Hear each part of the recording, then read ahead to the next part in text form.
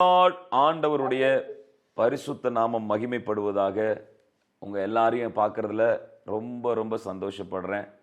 நம்முடைய தேவன் ஒரு வார்த்தை சொல்லிட்டாருன்னு வைங்களேன், சொன்னதுதான். அதை எப்படி செய்யணுங்கிறது அவருடைய வழியில் அவர் அதிசயமா செய்வார். எதுவுமே நடக்க முடியாதுங்கிற இருக்கிற சூழ்நிலையில அவர் இறங்குவார். தீர்க்க தரிசனத்தில் ரொம்ப ஸ்ட்ராங்கா இருப்பார். ஒரு வார்த்தை அவர் என்னைக்கும் வாய்த்தவரையோ ஏதோ சொல்லணுமேன்னு அவர் என்னைக்குமே சொல்ல மாட்டார். அவர் அந்த வார்த்தை அவர் வாயிலிருந்து வந்துருச்சுன்னா அதை நிறைவேற்ற அவர் வல்லவராக இருக்கிறார். நீங்கள் பார்த்தீங்கன்னா இஸ்ரவேல் ஜனங்கள் பாவம் செய்ததினாலே அவர்கள் இஸ்ரவேல் தேசத்தை விட்டு சிதறடிக்கப்படுகிறார்கள். கண்ணீரோடு இழுத்து கொண்டு போகப்படுகிறார்கள் பாபிலோன் தேசத்துக்கு. பாபிலோன் தேசத்திலே அவர்களை அந்த பாபிலோனியர்கள் ஒடுக்குகிறார்கள். சில வேளைகள் அப்படிதான், நம்ம ஒடுக்கிறவன் கையில் நம்ம மாட்டும் பொழுது, ஏண்டா இவங்கிட்ட மாட்டிட்டு இவ்வளோ பெரிய பிரச்சனைக்குள் நம்ம வந்து இவ்வளோ வேதனைப்படுகிற ஒடுக்குகிற ஆவி. இந்த பாபிலோனியர்கள் என்ன செய்கிறார்கள், இஸ்ரவேல் ஜனங்களை ஒடுக்கி ரொம்ப கடுமையாக அவங்ககிட்ட நடந்துக்கிறாங்க. ஆனால் தேவன் சொல்கிறாரு, நீங்கள் இருக்கிற பாபிலோன் தேசத்தில் நீங்கள் நல்லா ஜெபம் பண்ணுங்க. கர்த்தர் நம்மளை எந்த தேசத்துக்கு கூட்டிகிட்டு போகிறாரோ அந்த இடத்துல நமக்கு ஸ்ட்ராங்கான எதிரிங்க இருக்கிறாங்கன்னு தெரியுது. ஆனால் அந்த இடத்துல நம்ம ப்ரேயரில் இருக்கணும். அவங்களுடைய ஆசீர்வாதத்துக்காக ஜெபம் பண்ணுங்கன்னு சொல்லியிருக்கிறார். அந்த இடம் சமாதானமாக இருக்கணும். அந்த பாபிலோனுக்காக நீங்கள் பரிந்து பேசி மன்றாடி ஜெபிங்கன்னு சொல்லியிருக்காரு. அப்போ நீங்கள் ஜெபிக்கும் போது உங்களுக்குள்ள சமாதானம் வரும். உங்களுக்குள்ள ஒரு காரியங்கள் எல்லாம் மாறுறதை பார்ப்பீங்க. இவங்கள என்ன பண்ண ஆரம்பிக்கிறாங்க, நம்மளை கர்த்தரை எங்கே கொண்டு வந்தாலும் கர்த்தருக்காக வைராகியமாக நிற்போம். எந்த இடத்துல நின்னாலும் நாங்கள் எங்கள் ஆண்டவருக்கு வைராகியமாக நிற்போம். அப்படி நின்னவங்க தான் மொர்தெக்காய், அப்படி நின்னவங்க தான் எஸ்தர், அப்படி நின்னவங்க தான் நெகேமியா, அப்படி நின்னவங்க தான் தானியேல். ஸோ ஆண்டவருடைய தேசத்தில் அவங்க எழும்பி வைராகியமா நிக்கல. அவங்க எங்க சிதறடிக்கப்பட்டு எங்க அடிமைகளாக கொண்டு போனப்பட்டாங்களோ அந்த இடத்துல ஜபத்திலும் கண்விழிப்பிலும் உபவாசத்திலும் அவங்க உறுதியாய் தேவ சமூகத்திலே தரித்திருந்து அவர்கள் உயர்த்தப்பட்டார்கள். தேவனுக்கு வைராகியம் பாராட்டினதனால் தேவன் அவர்களை உயர்த்தி உட்கார வச்சாரு. அல்லேலூயா. எல்லாருடைய ஞானத்தை பார்க்கல விசேஷமான ஞானத்தை கொடுத்தாரு. எல்லாரும் யோசிக்கிறதோட வித்தியாசமான யோசனைகளை கொடுத்தாரு. நம் தேவன் வித்தியாசமான யோசனைகளை, அல்லேலூயா, புதுமையான ஐடியாஸை, புதுமையான தாட்ஸை கொடுத்து உங்க குடும்பத்தை கட்டி எழுப்புவார். ஹல்லேலூயா. நீங்க பாத்தீங்கன்னா இந்த உலகத்தில் இருக்கிற அநேக கண்டுபிடிப்புகள் எல்லாமே யூதர்கள்ட்ட வந்தது தான். யூதர்கள் கண்டுபிடித்தது தான் அநேக கண்டுபிடிப்புகள். ஆமா, அவங்க அவ்வளோ பிளெஸிங் இந்த உலகத்துக்கு கொண்டு வந்திருக்கிறாங்க. ஏன்னா கர்த்தர் என்ன செய்வார், கர்த்தருடைய ஆலோசனை, கர்த்தருடைய சிந்தனை உண்டாகும். கர்த்தர் கொடுக்குற ஐடியா நம்ம மைண்டுக்குள்ள வரும்போது அது குடும்பத்தை நடத்த, பிஸ்னஸை நடத்த மிகுந்த ஆசீர்வாதமா இருக்கும். சரி, இங்கே இஸ்ரவேல் ஜனங்கள் எல்லாரும் பாபிலோன் தேசத்தில் சிறைப்பட்டு போயிட்டாங்க. எரேமியா தீர்க்கதரிசியை வச்சு தான் சொல்கிறார், வருவான் ஒருத்தன், வடக்குலேருந்து தீங்கு வருது பாருங்க, நீங்கள்லாம் சிறையிட்டு போகிறீங்கன்னு சொன்ன அதே எரேமியா தீர்க்க தரிசனத்தில் குறிக்கிறாரு, 70 வருடங்கள் முடிந்தவுடன் தேசத்துக்கு நீங்கள் திரும்பி வருவீங்க. எரேமியா ரெக்கார்ட் பண்ணி வச்சிருக்காரு. இந்த சிறையிருப்பு இந்த காலத்துக்கு தான். அந்த நேரத்தை தாண்டி தேவன் பிளான் பண்ணியிருக்கிற அந்த டைமை தாண்டி யாரும் உங்களை சிறைபிடிக்க முடியாது. கர்த்தர் உங்களை ரிலீஸ் பண்ணி கூட்டிட்டு வந்துருவாரு. அல்லேலூயா. நீங்க அங்கேயே இருக்க மாட்டீங்க.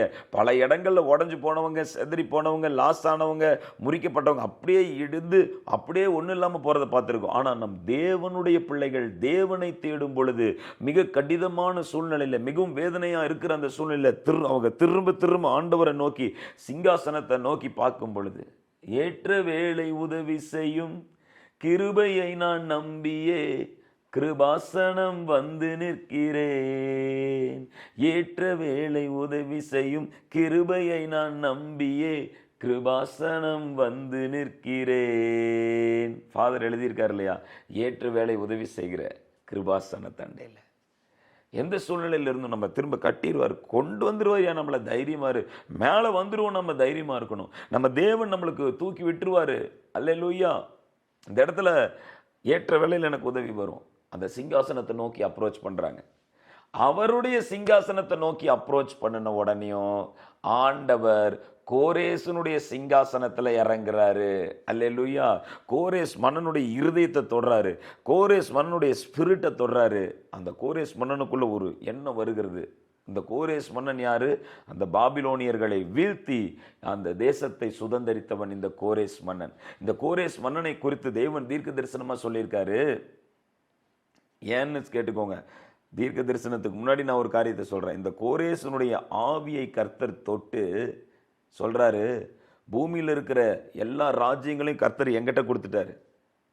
பூமியில் இருக்கிற எல்லா ராஜ்யத்தையும் கர்த்தர் என்கிட்ட கொடுத்துட்டாரு. அந்த ராஜா ஒரு வார்த்தையை அட்டன் பண்றாரு, எருசலேம்ல வாசமாய் இருக்கிற தேவனே தேவன். ஹல்லேலூயா. அந்த கோரேஸ் ராஜாவுடைய அறிக்கை பாருங்க. இன்னைக்கு வரைக்கும் கோரேஸுங்கிற ஒரு மன்னன் இருந்ததற்கான ப்ரூஃப் எல்லாமே இருக்கு. சரிங்களா? பெருசு இன்னைக்கு ஈரான் தேசம் இருக்கு இல்லையா? இன்னைக்கு ஈரான் தேசம், இஸ்ரேலுக்கும் ஈரானுக்கும் சண்டை நடக்குது. அந்த ஈரான் தேசம் தான் பெர்சியாவா இருந்துச்சு. அங்கதான் கோரேஸ் மன்னன் இருந்தான். அந்த கோரேஸ் மன்னனுடைய கல்வெட்டுகள் இன்னும் இருக்குது. அந்த உலகத்தையே ஒரு காலத்துல அந்த பெர்சியர்கள் என்ன பண்ணாங்க? ஆட்சி செஞ்சாங்க. அந்த மன்னனை கர்த்தர் தொட்டு அவன் எழுதி வச்சிருக்கான், எருசலேமிலே வாசமாய் இருக்கிற தேவனே தேவன். He is God. Hallelujah. He is God அப்படிங்கிறத எழுதி வச்சு, ஆமா உங்க ஆலயத்தை கட்டும்படி தேவன் என்ன எழுப்பி விட்டுருக்காரு, நீங்க போய் உங்க ஆலயத்தை கட்டுங்கன்னு சொல்லி ஆலயத்தை கட்ட 70 வருடம் முடிந்த உடனே இந்த ஜனங்களை எல்லாம் ரிலீஸ் பண்ணி, யாரெல்லாம் போக விரும்புறீங்களோ, யாரெல்லாம் சர்ச்சுக்கு போக விரும்புறீங்களோ, யாரெல்லாம் கட்ட விரும்புறீங்களோ போய் கட்டுங்கப்பா, நானும் உங்களுக்கு உதவி செய்யறேன், போய் நல்லா எழுப்பி கட்டி நிறுத்துங்க. இந்த ஜனங்க என்னடா நம்ம லைஃப் இவ்வளவுதான் முடிஞ்சிருச்சு போலன்னா, திடீர்னு எங்கிருந்தோ வருது. ஆமென். நம்ம ஆராதிக்கிற தேவன், அல்லேலூயா. நான் உன்னை விட்டு விலகுவதில்லை, உன்னை என்றும் கைவிடுவதில்லை, நான் உன்னை காண்கின்ற தேவன், கண்மணி போல் உன்னை காப்பேன், நான் உன்னை காண்கின்ற தேவன். நம்ம பார்த்து கொண்டிருக்கிற தேவன். அல்லேலூயா. என் நிந்தையை புரட்டி போட்டார் என்று சொல்லத்தக்கதாக அந்த இடத்துல ஒரு உதவி. கிளம்பி போங்க அப்படி சந்தோஷம். அவர்கள் எருசலேமுக்கு வந்து ஆலயத்தை கட்டுகிறார். இந்த கோரேசை குறித்து ஏசாயா தீர்க்க தரிசனம் உரைத்திருக்கிறார். ஏசாயா 45வது வசனத்துல இருக்கும். கோரேசை குறித்து, இந்த கோரேசுக்கு முன்பாக, ஆலயத்தை கட்டுகிற இந்த கோரேசுக்கு முன்பாக வாசல்கள் பூட்டப்படாதிருக்கும். அல்லேலூயா. வெண்கல கதவுகள் உடைக்கப்படும், இரும்பு தாள்கள் முறிக்கப்படும். என்னைக்கு நம்ம நல்ல எண்ணத்தோட வாழ்றோமோ, நல்ல நோக்கத்துக்காக வாழ்றோமோ, தேவனுடைய ராஜ்யத்தின் பர்பஸுக்காக நம்ம வாழ்றோமோ, அல்லேலூயா. ஆமா, நம்ம நல்லா இருக்கணும், நம்ம குடும்பம் நல்லா இருக்கணும், நம்மள மாதிரியே எல்லாரும் நல்லா இருக்கணும். ஆமா, எல்லாரும் கர்த்தரை துதிக்கணும், கர்த்தருடைய ராஜ்யம் கட்டப்படணும். நல்ல நோக்கங்கள், நல்ல எண்ணங்கள் இருக்கும் பொழுது ஆண்டவர் என்ன செய்வார் தெரியுமா?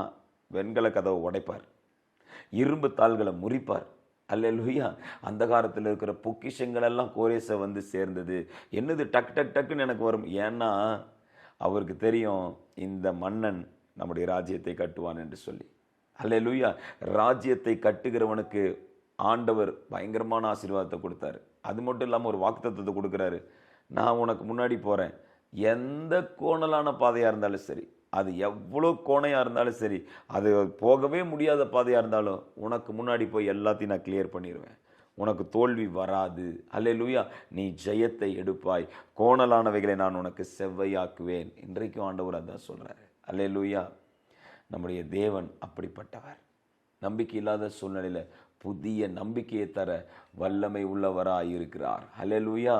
நம் தேவன் அப்படிப்பட்ட தேவன். உங்கள் குடும்பங்களை கட்டி எழுப்புவார். கண்களை மூடி நம்ம ஜெபிக்கலாமா? ஸ்தோத்திரிக்கிறோம் எங்கள் நல்ல ஆண்டவரே. எவர்களுடைய ஆவியை தேவன் ஏவினாரோ அவர்கள் எல்லாரும் எழும்பினார்கள் என்று வேத வசனம் சொல்லுகிறபடி, ஆண்டவரே, எங்களுக்குள்ள இருக்கிற தேவ ஆவியானவர் எங்களை எழுப்பிவிட வல்லவராக இருக்கிறீரப்பா. ஆண்டவரே, எரேமியா தீர்க்கதரிசியின் மூலமாக சொன்னீங்க, ஆண்டவரே, தப்பு பண்ணி சிறையிருப்புக்கு போயிருந்தாலும் 70 வருஷங்கள்ல திரும்ப நான் மீட்டு கொண்டு வருவேன் என்று சொல்லி எங்கள் தேவன் மனதுருகுகிற கர்த்தராமே, எங்கள் சிறையிருப்புக்கென்று, எங்கள் கஷ்டத்திற்கென்று, எங்கள் வேதனைக்கென்று ஒரு முற்றுப்புள்ளியை வைத்து திரும்ப புதிய ஆரம்பத்தை கொடுக்கிற எங்கள் தேவனாகிய கர்த்தருக்கு ஸ்தோத்திரம் உண்டாவதாக. நீங்கள் மீண்டும் கட்டப்படுவீர்கள் என்று வசனத்துக்காக ஸ்தோத்திரம். ஆண்டவரே, மீண்டும் கட்டப்போட போகிற கிருபைக்காக உமக்கு நன்றி சொல்லுகிறோம். இயேசுவின் நாமத்தினாலே, இயேசுவின் நாமத்தினாலே ஆண்டவரே, எந்த இடத்துல இருக்கிறாங்களோ எந்த சூழ்நிலையில் இருக்கிறாங்களோ அந்த இடத்துல, அந்த குடும்பத்தில், அந்த சூழ்நிலையில் இருந்து ஜெபிக்கிற பொழுது, நீர் வெண்கல கதவுகளை எல்லாம் உடைங்க ஆண்டவரே, இரும்பு தாள்களை எல்லாம் முறிச்சு போடுங்க ஆண்டவரே, உடைய பிள்ளைகளுக்கு இருக்கிற கோணலானை எல்லாம் செவ்வையாக்குங்க ஆண்டவரே. கர்த்தர் அதிசயமாய் உடைய பிள்ளைகளை நடத்தி வரும்படிக்காய் சொல்லி ஜெபிக்கிறோம். இயேசு கிறிஸ்துவின் நாமத்தில் ஜெபிக்கிறோம் ஜீவன் தந்த நல்ல பிதாவே. ஆமேன், ஆமேன், ஆமேன், ஆமேன். ஹல்லேலூயா. God bless you. கர்த்தர் உங்களை ஆசீர்வதிப்பாராக.